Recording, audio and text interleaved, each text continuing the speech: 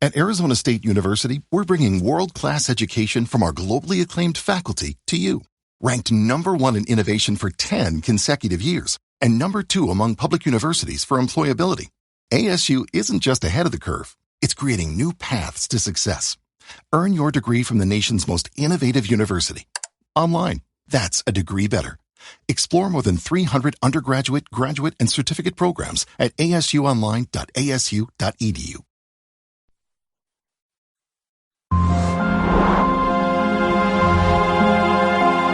Hay grandes preguntas que nos han intrigado y hechizado desde el alba de la humanidad.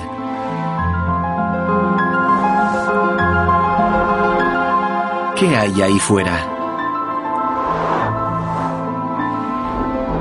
¿Cómo llegamos aquí?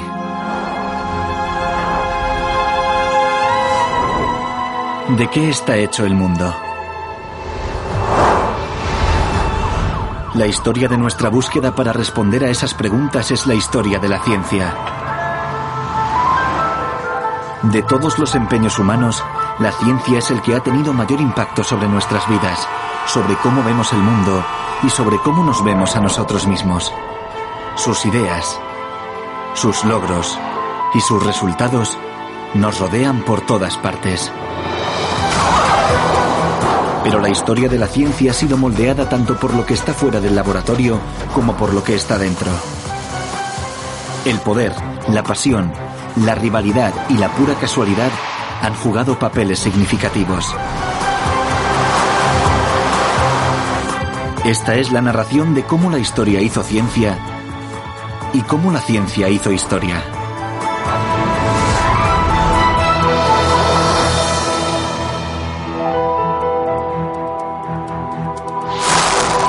Esta vez profundizaremos para encontrar el orden y la belleza. ¿De qué está hecho el mundo?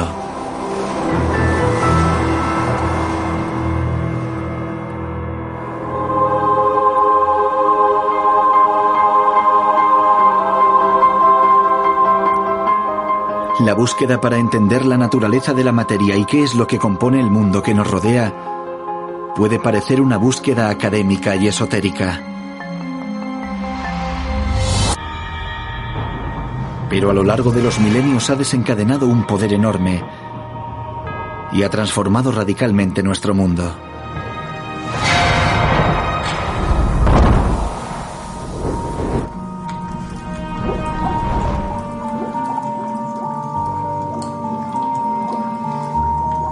Las primeras personas que se propusieron investigar sistemáticamente de qué está hecho el mundo fueron los alquimistas.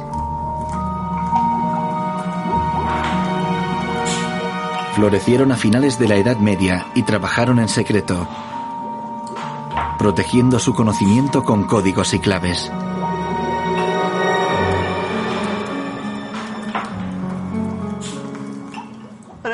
Creo que los alquimistas eran personas que ansiaban transformar el mundo, transformar la naturaleza.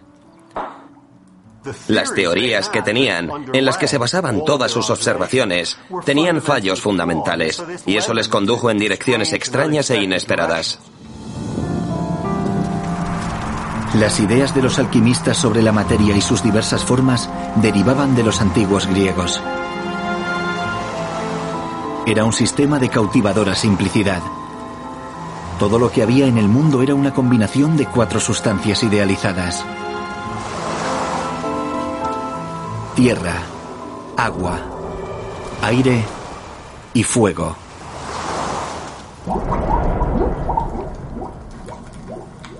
Pero lo crucial es que los alquimistas también eran hábiles experimentadores.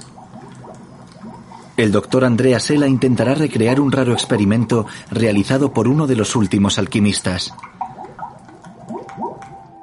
un alemán llamado Henning Brand. Brand estaba intentando fabricar la legendaria piedra filosofal,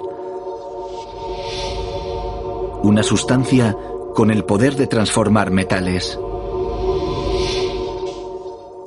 La idea de transformarlos de algún modo, de permitir que crecieran, de permitir que avanzaran hacia la perfección, es una idea fundamental de la alquimia. Con la piedra filosofal, Brandt creía que podría transformar metales básicos en oro. El metal más perfecto y valioso de todos. Empezó su experimento con material inicial bastante original. La orina humana. Los alquimistas creían que la orina tenía propiedades especiales, porque estaba producida por un ser vivo. Brandt empezó reduciéndola a una pasta. Bueno, aquí está. Llevo un rato hirviéndola y huele muy mal. Se nota que está empezando a espesar. Contiene todo tipo de sólidos blancos. Ya está. Vamos a pasarla por esta varilla de metal. Luego la habrían metido en un horno, la prueba de fuego, por así decirlo. Y debía ser todo un horno muy caliente, para que funcionase.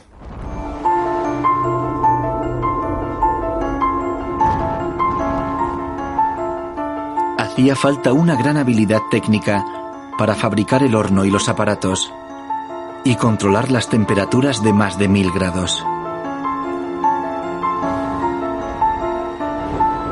Cuando continuó el experimento, lo que vio Brandt fue totalmente asombroso.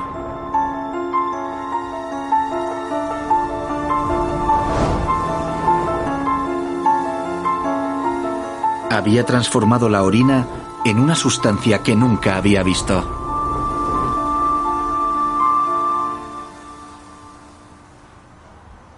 Cuando se enfrió, la sustancia se convirtió en una cera sólida y pálida.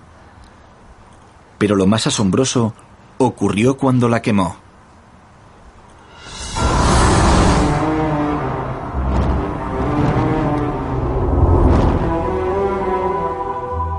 Es un material que desprende energía.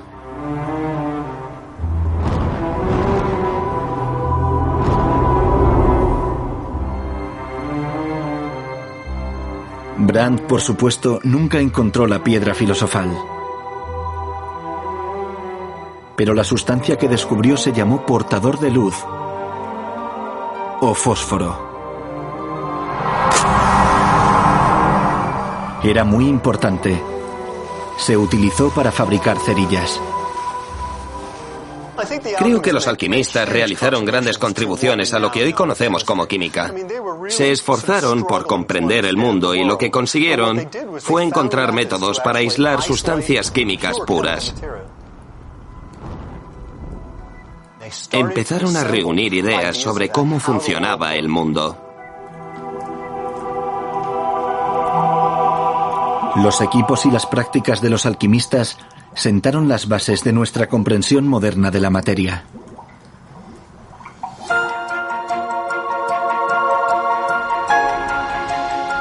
Cuando Europa salió de la Edad Media, nuevas fuerzas empezaron a conformar la ciencia. Poderosas monarquías absolutas gobernaban el continente. Estaban hambrientas de armas porque batallaban por la supremacía. Y eso condujo a una necesidad estratégica de más y mejores metales.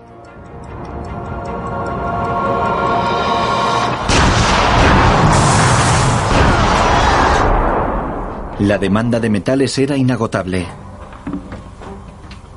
Y durante su extracción en las sucias minas, empezó a surgir un desafío a las ideas existentes sobre la materia. Durante más de 1000 años, el aire se consideró una única sustancia. Pero la experiencia de los mineros bajo tierra parecía contradecirlo. Había aire malo que mataba a los hombres y apagaba las velas misteriosamente. Había grisú, que explotaba bajo tierra sin previo aviso. Y cuando se quemaban cosas, se producía el denominado aire flogisticado.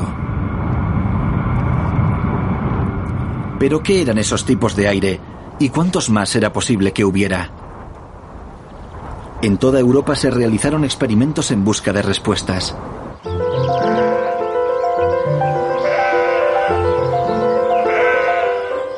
En Yorkshire, el reto de responder a esas preguntas fue aceptado por el filósofo de la naturaleza Joseph Priestley. Era un hombre profundamente religioso que estudiaba el mundo natural para saber más sobre Dios.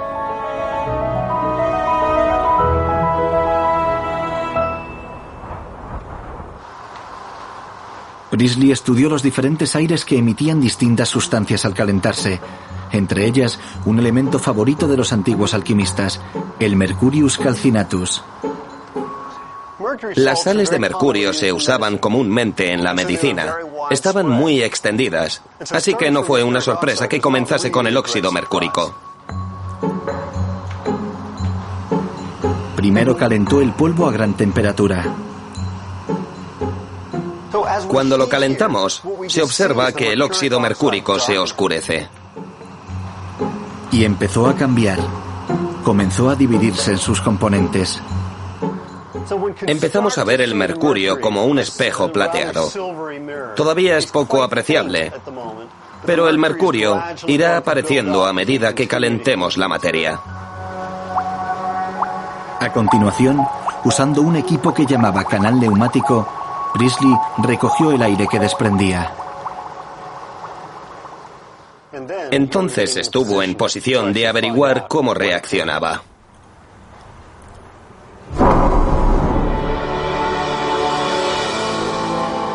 Había descubierto un tipo de aire completamente nuevo. Se quedó encantado y a la vez perplejo con sus fogosas propiedades.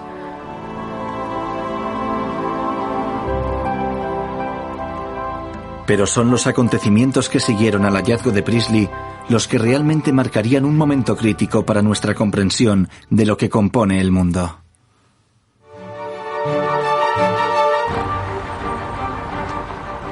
París, 1774. Cuando estaba de viaje para comprar más óxido mercúrico, Priestley fue invitado a casa de la pareja de oro de la ciencia experimental francesa, Merian y Antoine Lavoisier.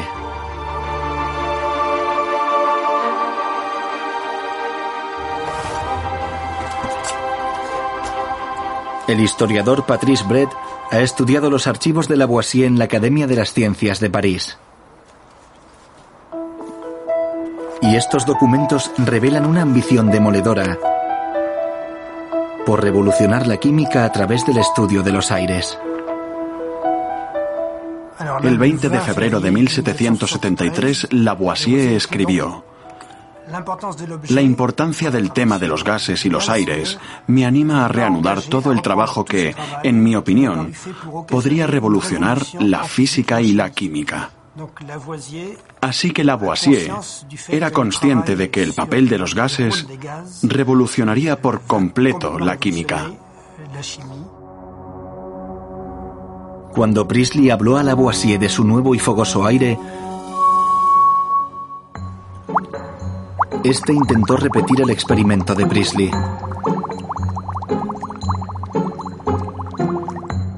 Y pronto presumió de su nuevo aire, el mismo aire, pero con un nuevo nombre. Lo llamó oxígeno, el gas de la vida.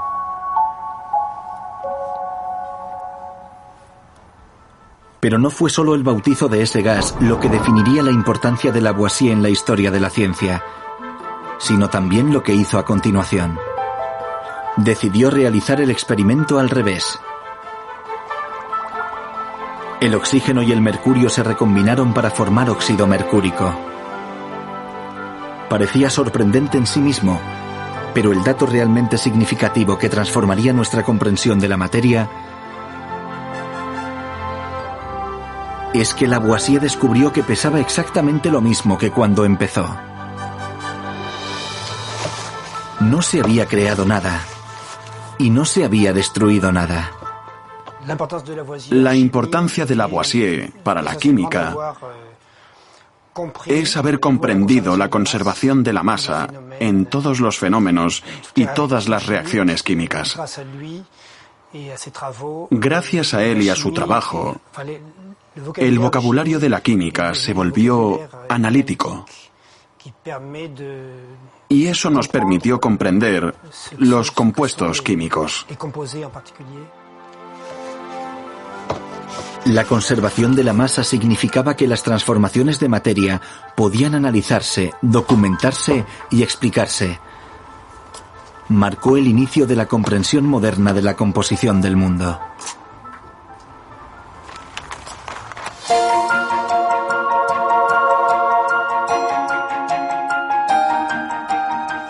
La ciencia de la química surgió gracias a las conexiones entre la habilidad experimentadora de los alquimistas, el descubrimiento de nuevos gases y la consecución de la medición precisa.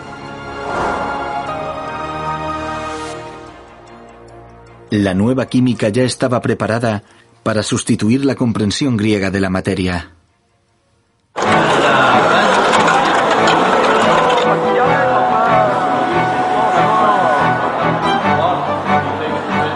Fuera de los laboratorios de los ricos, la ciencia del siglo XVIII desarrolló un gusto por el espectáculo, impulsado por el nuevo interés en los gases.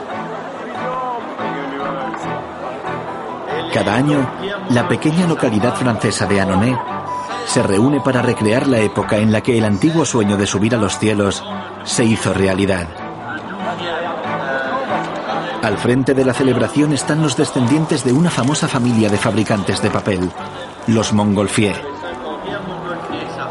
Fueron quienes lanzaron el primer globo aerostático.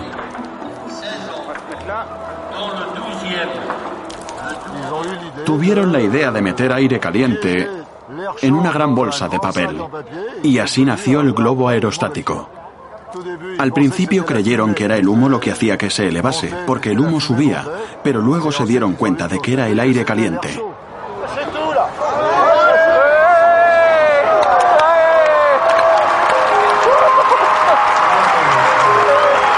El 4 de junio de 1783, aquí, en Annonay, el primer globo hecho totalmente de papel se elevó a 1,5 kilómetros de altura.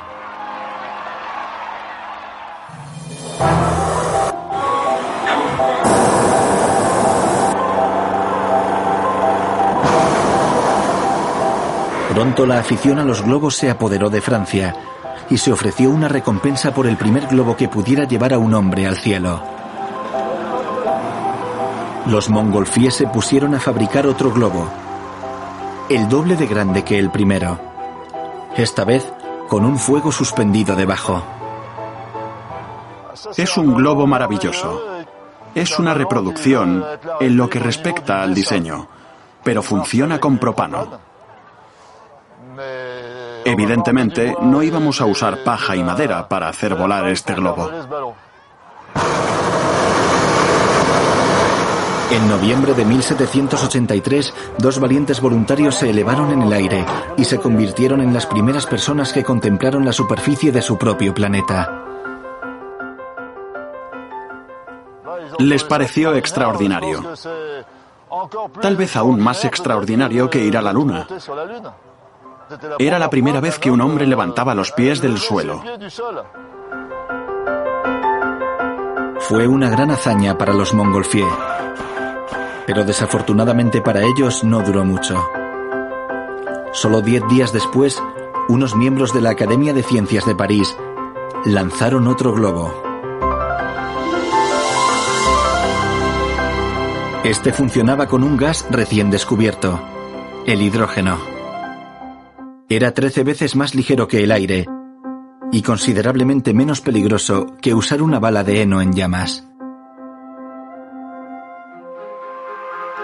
La ciencia se convirtió en un acontecimiento público.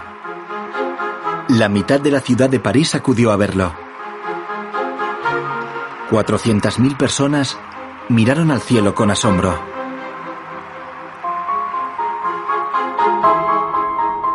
Pero supuso un desafío para los químicos. ¿Cómo podrían fabricar suficiente cantidad de ese gas nuevo para colonizar los cielos, para llenar el aire de aeronautas flotantes? El reto fue aceptado por el adalid de la nueva química, Antoine Lavoisier. Tan experimentador como siempre, su solución fue atrevida y constituiría un mazazo para otra de las sustancias fundamentales griegas.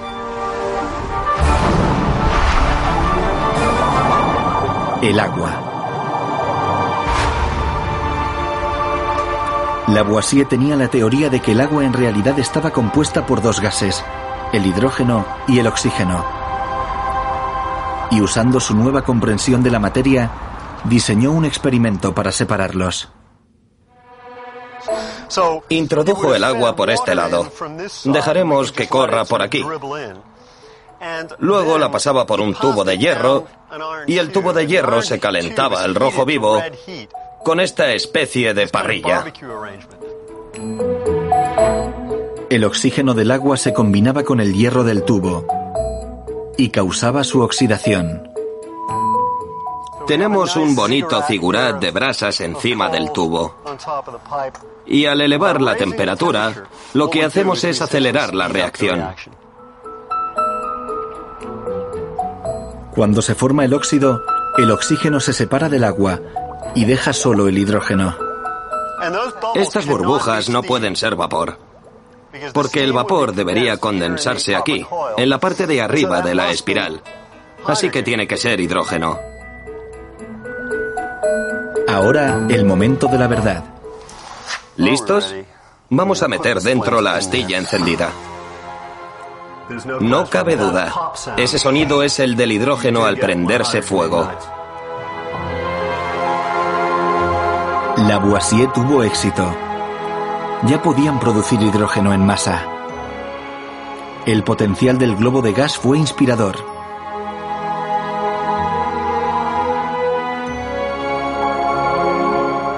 Napoleón supo ver su ventaja estratégica y quiso crear un batallón de globos capaz de invadir países desde el cielo.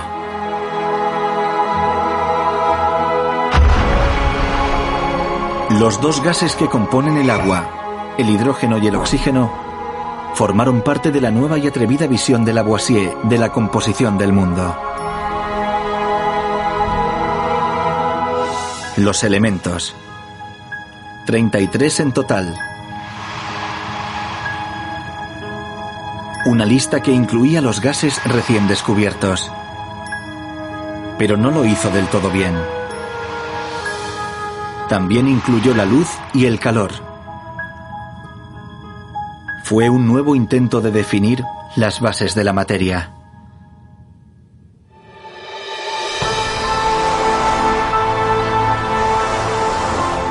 Había dado un paso más hacia la revelación de los elementos.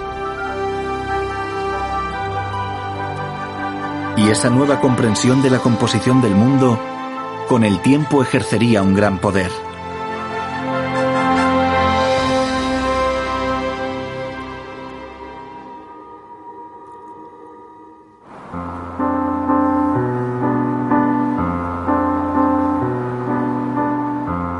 El viaje comenzaría con un inglés excéntrico,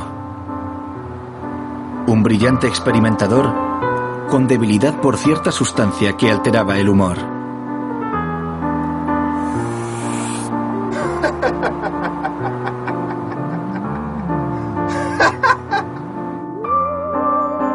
El químico Humphrey Davy fue la primera persona que descubrió los efectos de inhalar óxido nitroso, el gas de la risa. Encontró que era embriagante y que podía producir alucinaciones y sensación de euforia somnolienta. El gas de la risa enseguida se puso de moda entre la alta sociedad del siglo XIX y Davy se hizo bastante famoso.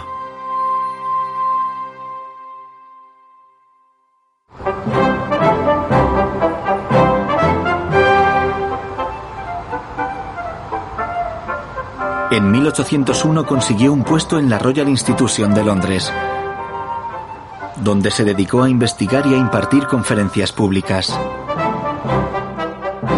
El doctor Peter Waters, de la Universidad de Cambridge, va a recrear el artilugio que Davy trajo aquí hace más de 200 años. Añadimos una gota con cuidado. ¡Sí! ¡Muy bien! Una muchedumbre entusiasta acudía a sus espectaculares demostraciones. Las jóvenes se enamoraron del exhibicionismo y el carisma de Davy. Como dijo una de ellas, maltrataba sus ojos con sus experimentos. Y diseminada entre la multitud había una nueva especie de emprendedor, ansioso por recabar valiosa información química.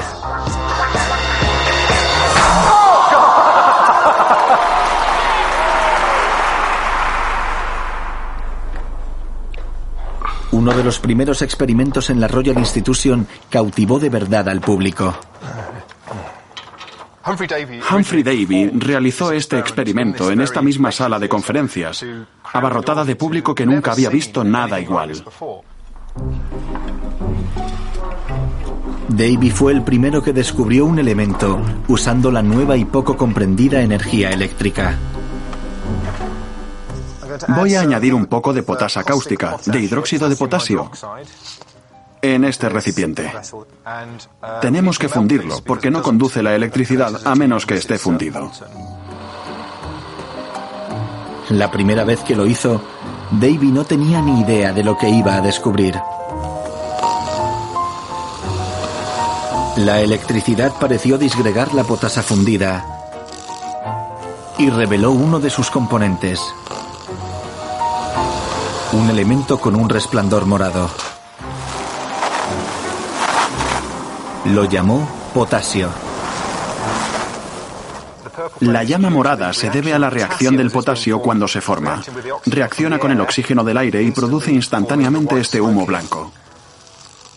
Fue un logro notable poder aislar un metal reactivo. Davy había descubierto un metal elemental tan volátil que nunca había existido en estado puro hasta ese momento. Davy se dio cuenta de que la electricidad tenía el poder de ampliar nuestra comprensión de la materia. Y en solo 2 años, logró aislar 6 elementos nuevos, incluidos el magnesio y el calcio.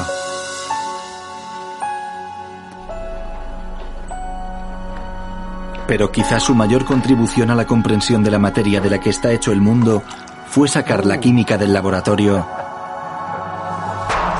y llevarla al dominio público. ¡Ya está! Animó a sus espectadores a plantearse las preguntas: ¿es útil la química? ¿Se puede ganar dinero con ella?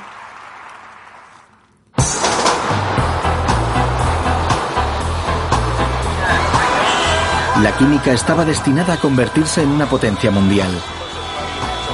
Pero el viaje que emprendió hasta llegar allí fue maravillosamente impredecible. Comenzó en los trópicos, con un problema que preocupaba a los fundadores de imperios del siglo XIX: la malaria. La enfermedad que transmitía este diminuto insecto fue una de las mayores amenazas contra la colonización imperial. La malaria fue un problema enorme para los nuevos colonizadores, sobre todo en la India, donde se perdían hasta 2 millones de personas al año. Los archivos del ejército muestran que murieron millones de colonos y soldados. Jamaica, antigua colonia británica, fue uno de los lugares donde desarrollaron una solución. Y se encuentra aquí, en las Montañas Azules, en los Jardines Botánicos Cinchona. Hola, Glenn, ¿estás bien? Sí. ¿Sí? Esto es un quino, uno de los últimos de Jamaica. Hay que imaginar que antes había plantaciones alrededor de los jardines, en las laderas de las colinas. Había cientos de hectáreas de este árbol. ¿Me das un poco de corteza? La clave de su papel en la lucha contra la malaria está en su corteza. Sabe asquerosa. Sabe fatal. Dios mío, sabe fatal. Pero la verdad es que contiene quinina, y eso fue lo que curó la fiebre de la malaria. La quinina contenida en la corteza del quino fue la mejor defensa contra esa horrible enfermedad. Y hubo una gran demanda por ese producto. Los británicos necesitaban 750 toneladas al año solo para la India.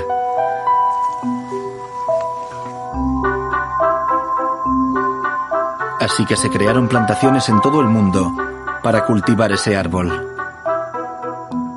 Pero el milagro de la cura de la malaria tenía una desventaja significativa. Esto es un árbol de 20 años, lo que quiere decir que crece extremadamente despacio. Y era extremadamente difícil producir suficientes cantidades de quinina para todo el mercado mundial. Enfrentados a ese problema, los gobiernos recurrieron a los químicos en busca de una alternativa artificial.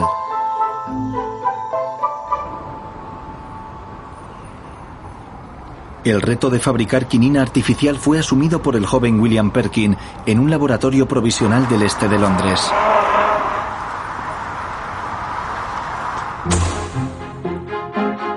Comenzó su búsqueda de la quinina experimentando con alquitrán de hulla, un producto derivado de la fabricación de gas para los miles de farolas que iluminaban las ciudades de la Gran Bretaña victoriana. Era un material desagradable, un cóctel tóxico de productos químicos cancerígenos. Tom Wells va a repetir el experimento de William Perkin, usando otras sustancias. El alquitrán de hulla era muy barato en esa época y abundaba mucho. Una de las cosas que se podía sacar del alquitrán de hulla era la anilina. La anilina era clave para Perkin, porque sabía que tenía aproximadamente la misma composición química que la quinina. Así que añadió un poco de ácido sulfúrico que ahora usamos en las baterías de coche. Y luego añadió el ingrediente mágico, dicromato de potasio, que es una mezcla química que hace que reaccione todo junto. Perkin esperaba que reaccionase del modo adecuado y crease quinina. Una vez que lo mezcló todo, obtuvo una masa negra horrible que, por mucha imaginación que se le echase, parecía un fracaso. Si yo hubiera obtenido esto, lo habría tirado a la basura. Pero Perkin era un científico considerablemente mejor que yo y vio algo interesante ahí dentro. Perkin se fijó en que la masa negra tenía una base de color desvaída pero interesante. Estaba claro que no era quinina, pero decidió filtrarla. Lo he probado en mi laboratorio y esto es lo que he obtenido. Esta pequeña cantidad de sólido. Lo que Perkin hizo a continuación fue coger ese sólido y disolverlo en metanol para ver lo que pasaba. Así. Entonces sacó su pañuelo de seda y lo mojó dentro. Perkin había descubierto accidentalmente el color malva. Fue el primer tinte sintético que hubo. Aunque no fabricó quinina, causó sensación en el mundo de la moda. Este es un vestido original teñido en la década de 1860. Los ricos y los famosos querían que les vieran vistiendo el malva de Perkin.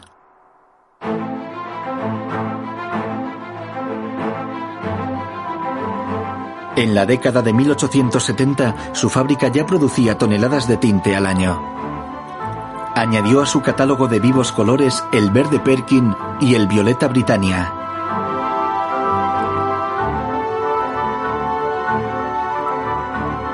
Perkin es considerado justamente el padre de la química industrial.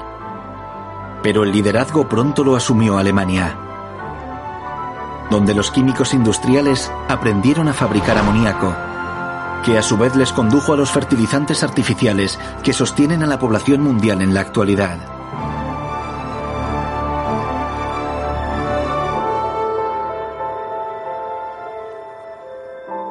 Pero el viaje que comenzó en los trópicos con la búsqueda de la quinina también condujo aquí, a los campos de matanza de la Gran Guerra. Los uniformes de los soldados se tiñeron de caqui con tintes artificiales.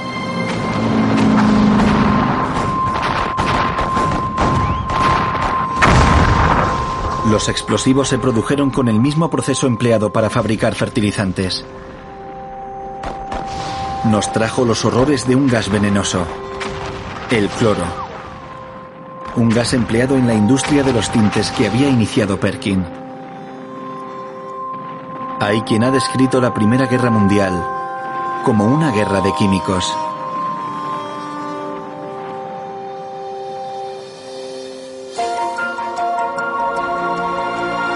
La química industrial se convirtió en una fuerza de la historia mundial gracias a las conexiones entre el descubrimiento de los elementos, el crecimiento de los imperios europeos y el primer tinte sintético, el malva.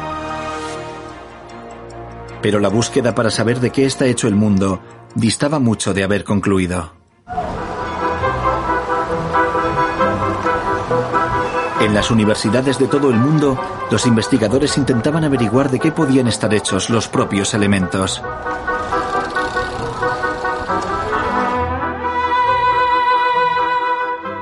La teoría principal era que todo elemento estaba hecho de diminutos fragmentos indivisibles de materia llamados átomos, que se imaginaban pulidos como bolas de billar.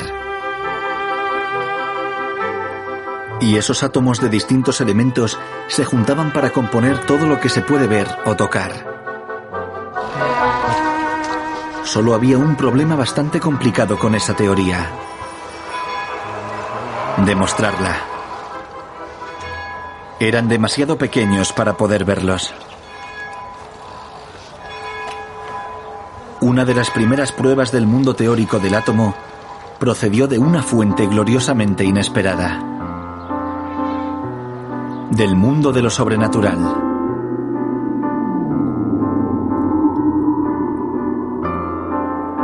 Para la mente moderna, William Crookes fue un tipo de científico desconcertante.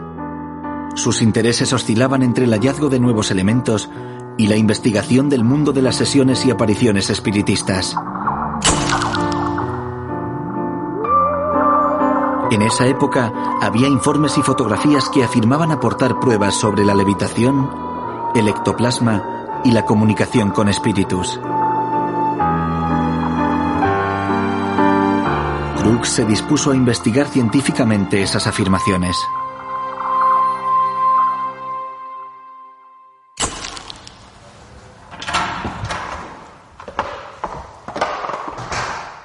Crookes se dedicó a asistir a sesiones, a investigar a los médiums, y cuando no hacía eso estaba dentro del laboratorio, investigando fenómenos eléctricos con aparatos como este, que ahora se llama tubo de Crookes. Es un tubo de cristal que tiene aire dentro. No está completamente al vacío. Tiene gas a baja presión dentro y tiene dos electrodos. Un cátodo, que es el electrodo negativo, y un ánodo, que es el electrodo positivo. Hizo pasar una corriente de alto voltaje por los electrodos y el resultado fue sorprendente.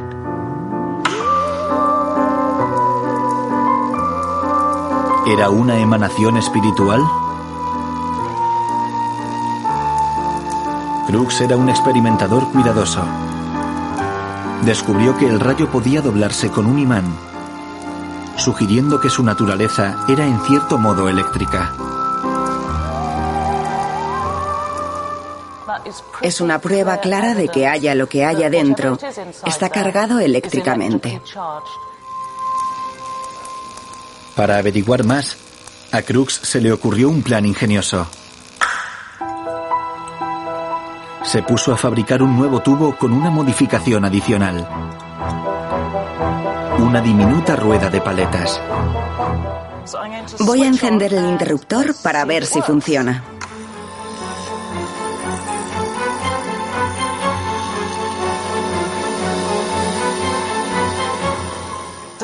El hecho de que la rueda de paletas girase demostró a Crookes que tenía que haber algún tipo de partículas dentro del tubo que bombardeaban las pequeñas paletas y hacían que la rueda girase. La conclusión a la que llegó es que se trataba de la prueba de que había una cuarta forma de materia. Ya sabíamos que había tres: gases, sólidos y líquidos. Pero Crookes dijo que tal vez hubiera un cuarto estado y lo llamó materia radiante. Intentó postular una teoría basada en esa materia radiante especial para explicar lo que ocurría dentro del tubo. Por mucho que lo intentó, Crookes no pudo encontrar suficientes pruebas para demostrar su teoría. Pero su obra sirvió para inspirar a un físico en particular: Joseph John Thomson, o J.J.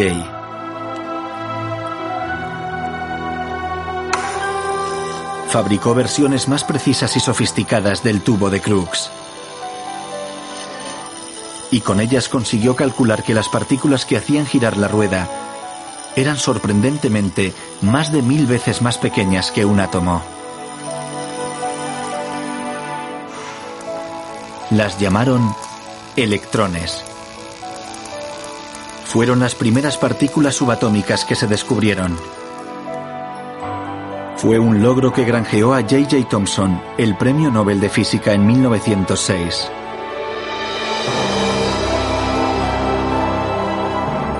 Una nueva era de nuestra comprensión sobre de qué está hecho el mundo se abrió a principios del siglo XX.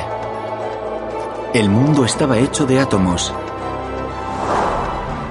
Y a su vez estaban hechos de tres partículas fundamentales: electrones que giraban en órbita alrededor de un núcleo de protones y neutrones.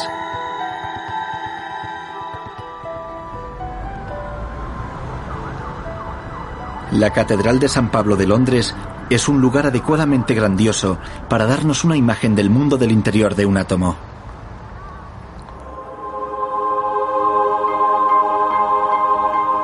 Es el lugar perfecto para apreciar su escala y proporciones. El núcleo del corazón del átomo, donde reside casi toda su masa, sería en realidad más pequeño que un solo grano de arena. El resto no es más que vacío. Todo lo que creemos que es sólido es prácticamente espacio vacío.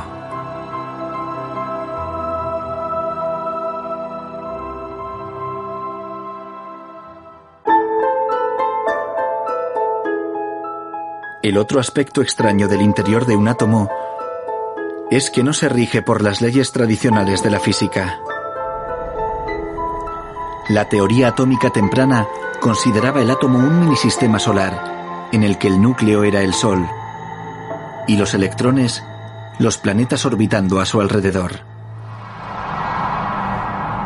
Pero pronto se hizo obvio que los electrones no se comportaban como planetas. Nunca están en un solo sitio. Se mueven por todas partes. Están en el altar y arriba en la cúpula, todo al mismo tiempo.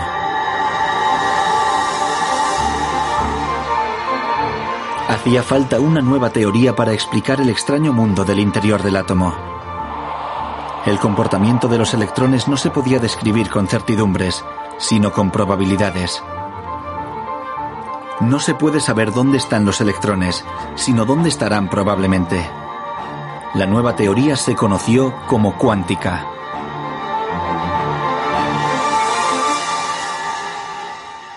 Niels Bohr, el padre de la física cuántica, dijo una vez: los que no estén asombrados por ella, es imposible que la hayan entendido. Incluso Albert Einstein dijo que Dios no jugaba a los dados con el universo.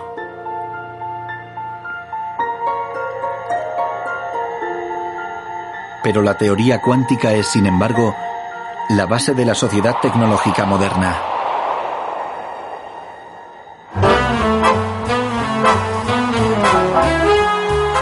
En 1945, la generación de la guerra celebró la victoria y la posibilidad de paz y prosperidad.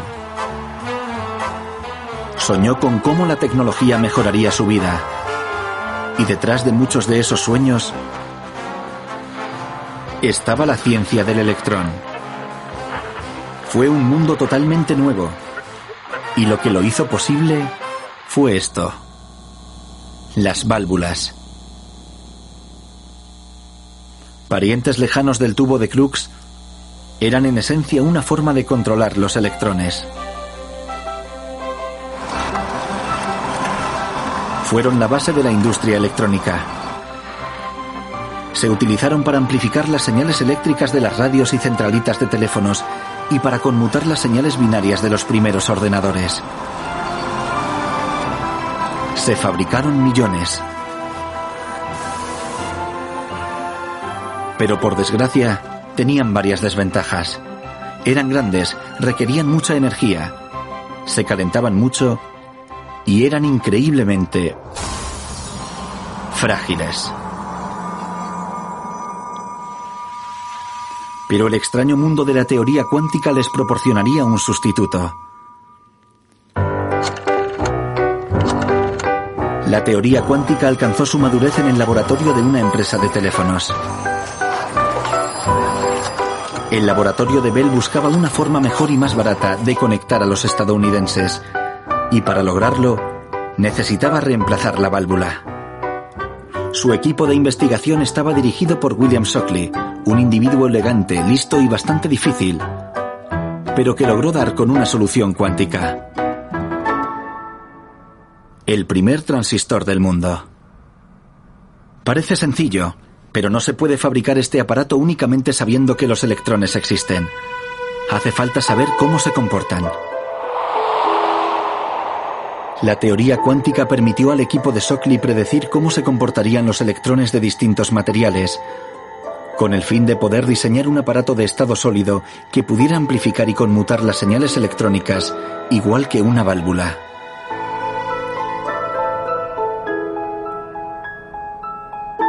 Los transistores eran pequeños, robustos y requerían muy poca energía. Transformaron nuestro mundo por completo.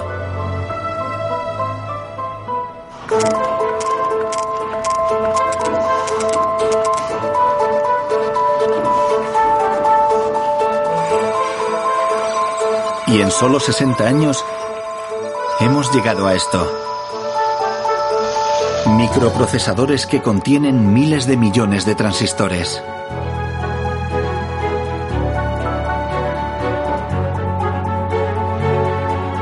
Son la última expresión del gran poder que se puede obtener de la comprensión del mundo material.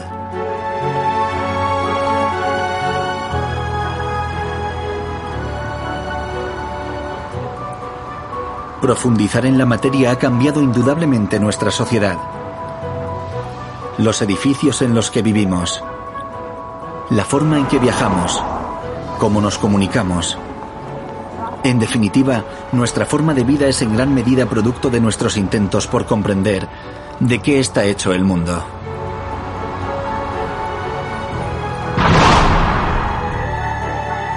Pero este viaje está lejos de haber terminado. Habrá nuevas capas que descubrir, cada vez más extrañas.